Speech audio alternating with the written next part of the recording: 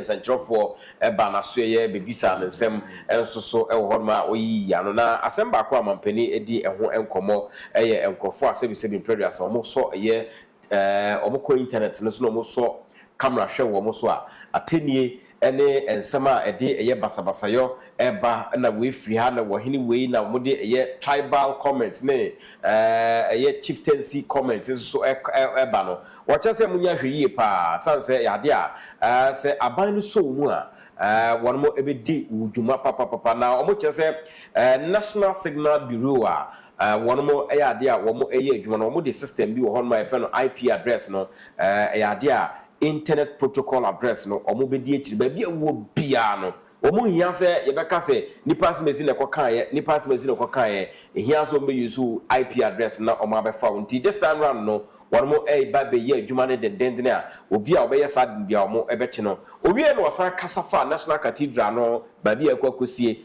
afen so no eye chama wuntumi ni akontama ne no ho nsensem no ene nsem ahodo no yenkotie mampani John Dramani Mahama bra won mo bisa no ensem a won so eya no. Operation Recover All the Loot. Over 200 cases are under active investigation, with about 80 people interrogated so far. Several prosecutions have begun, progressing steadily and remaining firmly on course. In the Republic versus Edubwan and Triades, the state has submitted witness statements together with all other documents, and trial has commenced. And the first of 3 prosecution witnesses have been called and have been cross-examined by counsel for the accused person. With the SkyTrain case, for instance, the prosecutors have secured a trial date, as all preliminary matters have been concluded and the trial is set to commence. For the National Service Authority case, due to its expansive nature, charges have been drafted and will be filed as soon as the legal year begins against the following person: the Republic versus Osoode, the Republic versus Eric Nyaku, the Republic versus Gifty Owari. Also for the National Cathedral, we are awaiting a forensic audit from the Auditor General. Additionally, charges have been drafted and are ready for filing in the case of Republic versus Wuntumi and Akuntamaine. The Economic and Organized Crime Office, IOCO, is finalizing its report with respect to Exim Bank transactions. Dockets are in preparation for the buffer stock case and the drip equipment case. Investigations are ongoing into the African Cup of Nations case, the Math Set case, and approximately 20 other cases currently.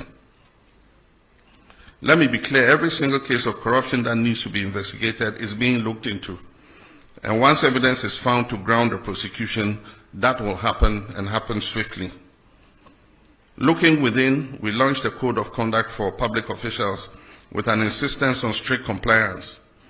A high-level working group has been inaugurated to draft a new anti-corruption strategy aimed at strengthening ethical governance and institutional coordination.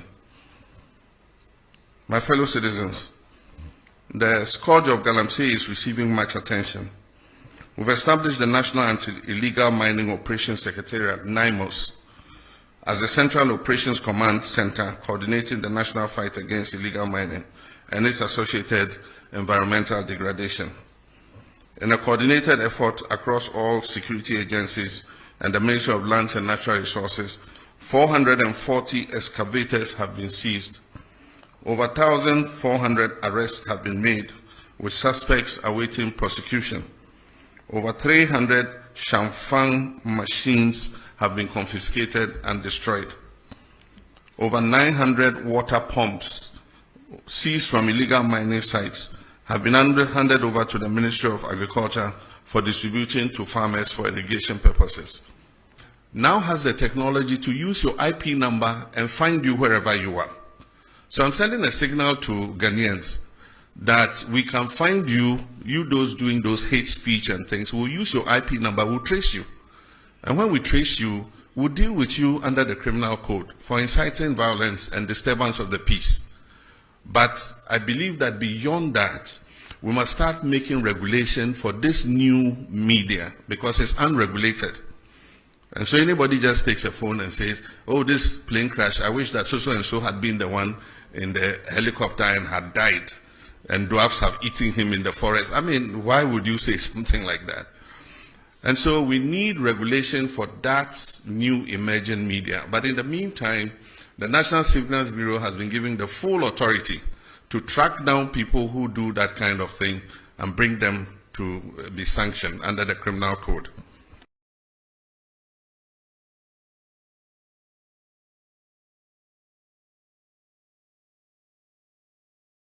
There are over 200 cases na ya dia eda epono so Attorney General edi hu dwuma wabobo bi so National Service Secretariat so de no e wo honmo enekra National Service honmo no nye na no bi a kente se enkwada omo 9 years 9 years o because 1 year 1 year sorry 1 year 1 year ni etua omo ka e wo Ghana ha say wo ye National Service after so what you say National Cathedral no so no eho enkomo ade a omo etwen say enema be ebeto na kwam na womatimi adi ho dwuma na after so no corruption cases ahodo a ekeka ho na wo be wie no wode the National Signal Bureau so de eka ho so de emu de na wo fa ne enko the speaker Mamenchia Yura John Dramani Mahama na Ghana president Chiana pa odin komo na cases ya wo ho a 200 no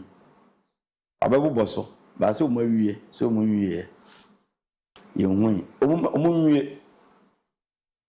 omunwie na omumu bedam no ennam no mum baba be na mabantin so me na mabantine enumum next time wo be basi a case ni se na akosie na enigi aba de to so bio asan sem ni nyina on babo so say obi e wo 1 year ojije o me no one camera me ka say no sa na ekoso a ma me ate but umom ye sa de no it's under investigation ebi e wo court so umom ye hu di be kwa so obo asibe bidin na obo gift you worry bidin so these are people are na me ka say sa nsem ni nyina no obi ba be keka be wie kire no say asibe dem say gift dem hu be bia kwa akosi nti omamade na ban mu no omaye hu de etuam de tosu mienu mame nko internet no hwe ene enipa bebre nti asema mekan the speaker on say wo fill forms wo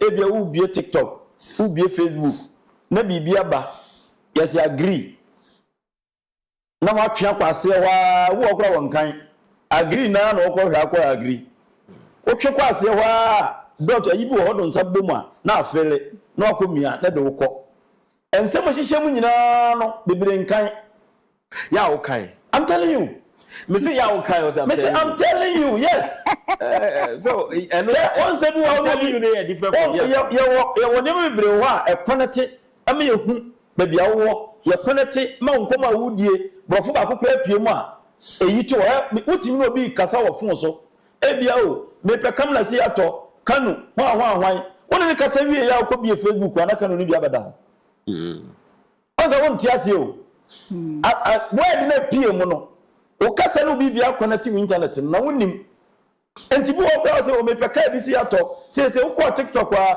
hu be 1 2 won ka ni bia ba enti wo bia wo ti internet a wo di atam no isa ba mu kasa mu mfie no enti sa ba no ba na so o be fi wo mu a mesere mo nka no ma no ene ma e so ano odi o wo bia o kan ni nyina me kan ni nyina na so obi ho kire no kwadwo bosia a yes san ha no asan ya gini fia no wosu yes san ya to bo ase kan ni nyina ebi kura na yes wo wie ya etwa nan so mesere omo meka na tira asa na enkwaya se ya chibi ba ya nchibi okay and this new MPP nyina ti internet so di atam ya nchi omu nyina and omu nchibo me da se Osode ye so mu ya adwuma no Osode me da asa mo fili we na ya kan wati dia we no instructions of one instructions of internet bibia wo fili we internet bia ya kan ntima de ene ma hihiem bia wo pese me kanka ade fuck ye ntewe ya na wo so kan ya me kai kai ba ni nyina yes say on the open ntima be TikTok nti honestly speaking true fact I'm telling you today I read it wow Osoode when the credit is my wife. Wait, I'm the credit is my wife. What kind of papa be? Honestly speaking. True fact I'm telling you today. Honestly speaking, we dear. It's not na me kana mantimi anka nsiwa ene me tse we yire de on kasa agrofu ya okay agrofu de ne yire tira no amen kana pentra o mata wo kire me mate wo kire me so nza ne mesesa wase ya na me guno ni ma sinti wa start kire me ene wo gusu guno ni afu ene e fra the speaker. I say, Kasa yi pa na befa bako emre ninti. The speaker onim say to do bia me ne manage one mo a papa ni mu te se me 10 gram na me su na me manaba na dada ade is me su ma mo na munim.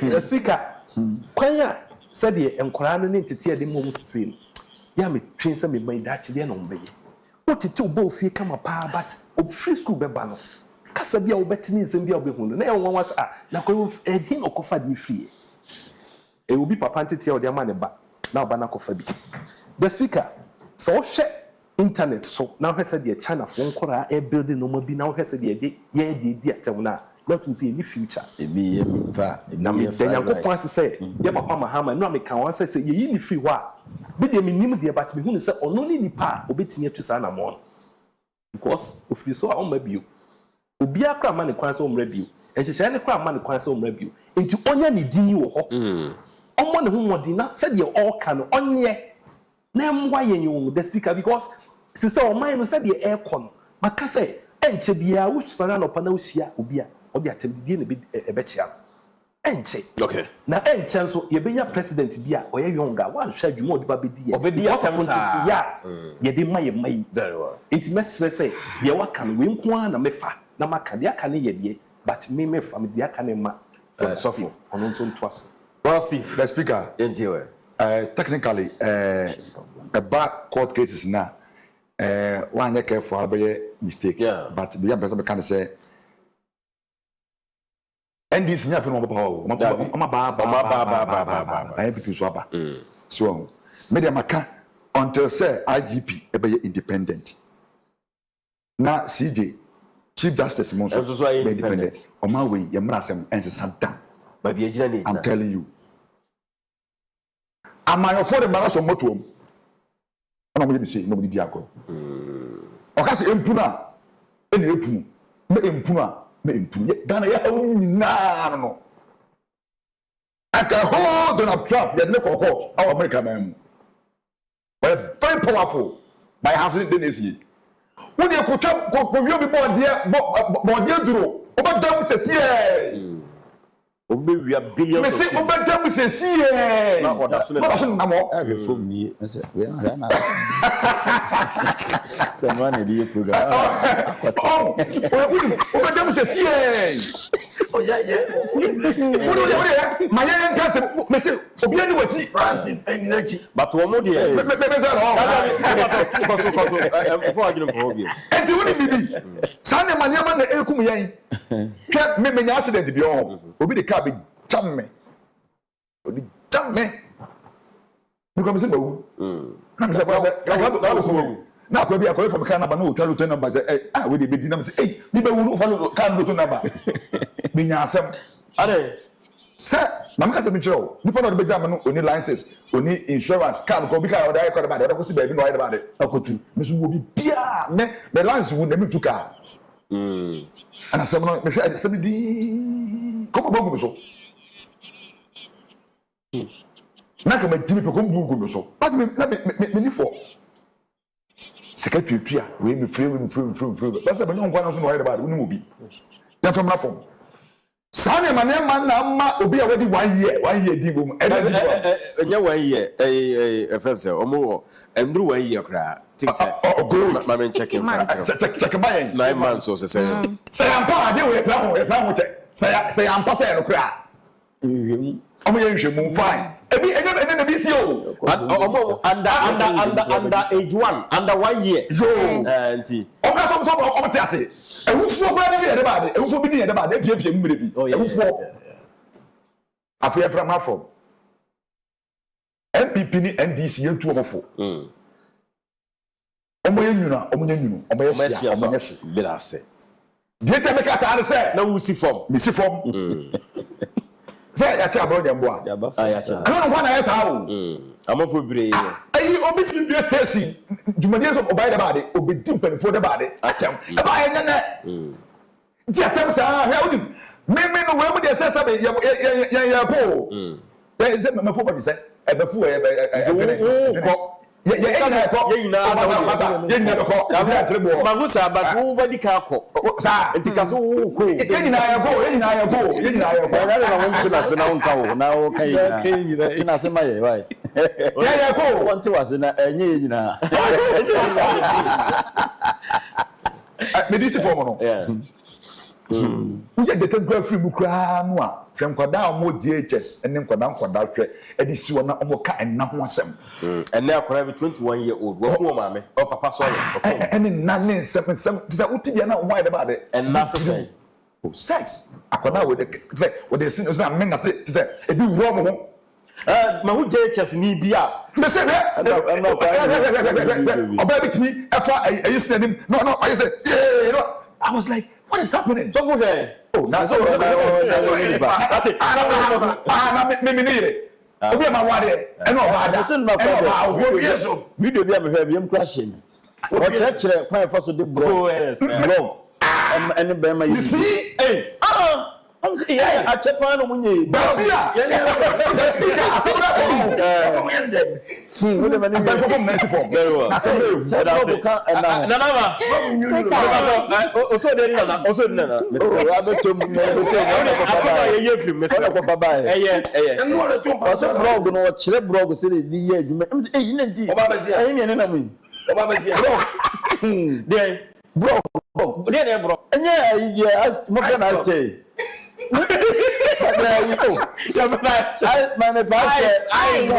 Blogs na no bi. O ka the blog dia na. Na nya blog na kan nya blog. Blog. Na me kan wona o ka na mi bisa. Dia nya blog.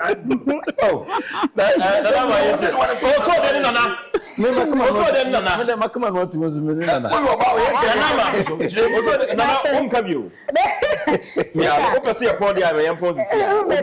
Na ma ye ti o na. Ye beda ni mo ase. Pres Mahama oba the second term eduma NDC for na kasa kwabo ma no ekire ye say oba obetimi aye bibi. Mahama is the hope. He is the hope for better Ghana. Eno na etonkofo tima omoba ye.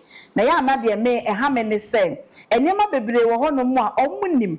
Ye institutions bebre wo Ghana ha say ya enadwuma e wo say ye ne senka eya enkenya ba bi ya Ghana yedru enie.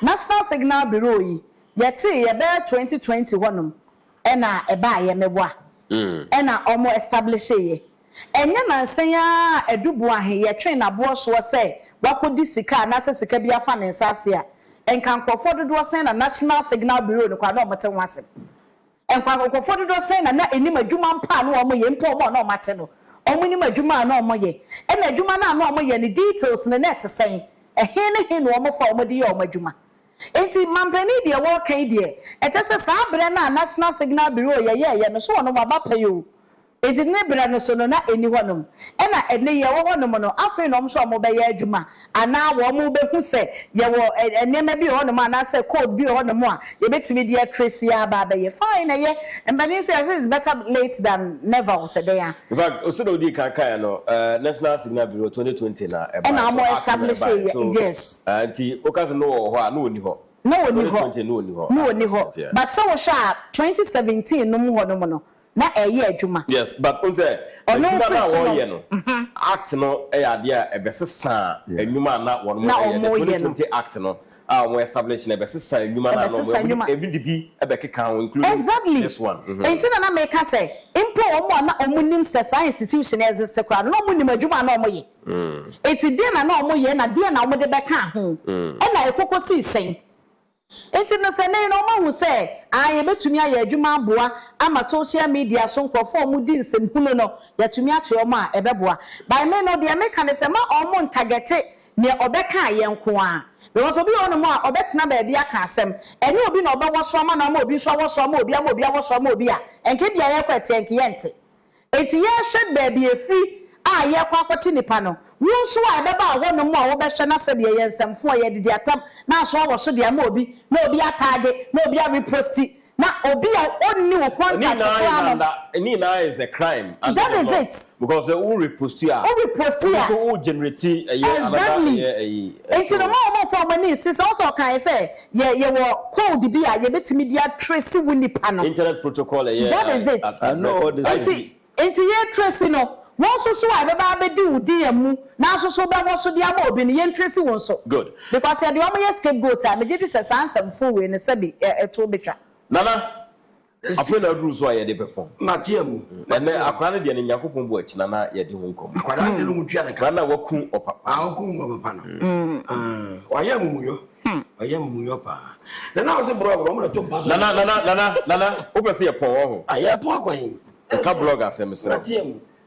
Sami Nana Mahama Kasa nyina na miti. antinya blogger asem no kan Na me hwa. Ade se betum. brother Steve no ko yi ba no no ka na me se ye kam yes sorry Brother Steve was what you be se no was account. Kan nyina se ni o kana me hwe. Me Nana Mahama asem a wo ka se obi kan sama ya yitie mum ensemu a egu proso. Oze say obi kan na me say wo say o so wo kan na me hwe. na we na wo so na wo hwe wan ka wo When I'm from Zode, what did you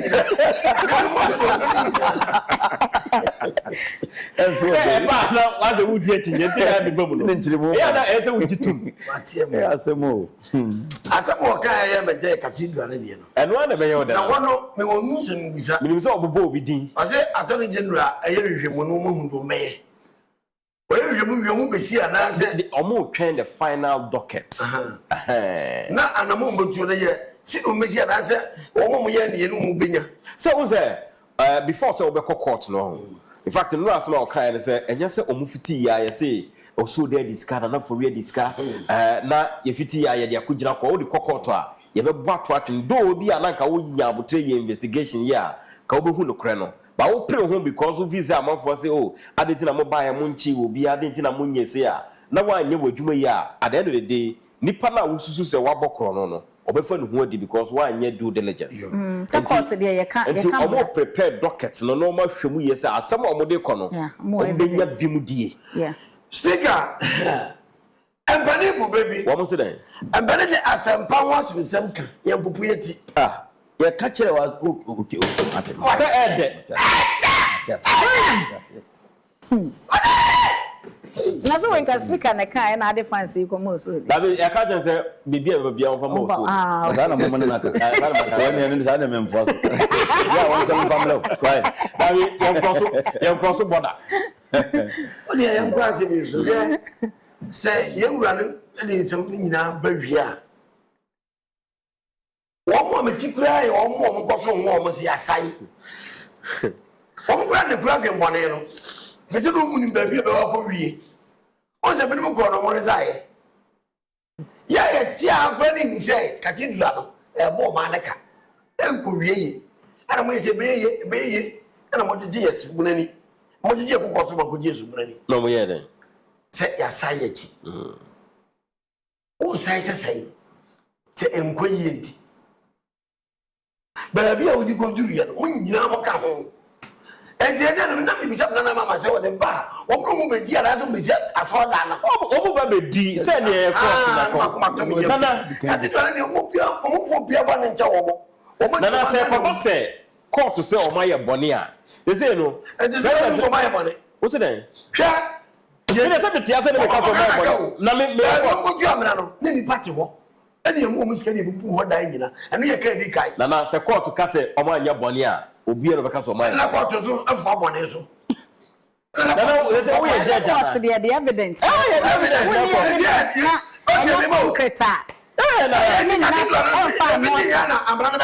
Nana still. Anytime a court will honor. Until court, no court.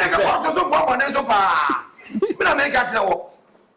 Court to fanga enka o be se enka court to for bone so pa se ka titu ani ba nya mu bone a na mara no beto ho a enka court to for bone so pa me dia no ne ehia me pa especially asofo ubiri Say ma okay. asofo na o se wo mu a o ma nwere o ma yi ho o ma bodi mu sika no o wona ehia me Nada ya nyabotre. hwɛ So ya kodi. Yemfa obi ama so edi Ya ko. fa so obi ekodi skana na. hwɛ sɛ wo fa mia me krom kwa so le kro do ahu Na eno de. wo to mani o mu no sɛ sika nke betimi de ayɛ Eno wo ho na na. hwɛ ɛyɛ Na say sika edi CKG tianzo nke betum de ko. ma produce abana about Ha? ɔsɛ Sika edi CKG tianzo nke betum de ko yi mu kwa. na keji tɛmɛ wo ya ayɛ Eh, nti no. Na no me ye wi asa ko de fe.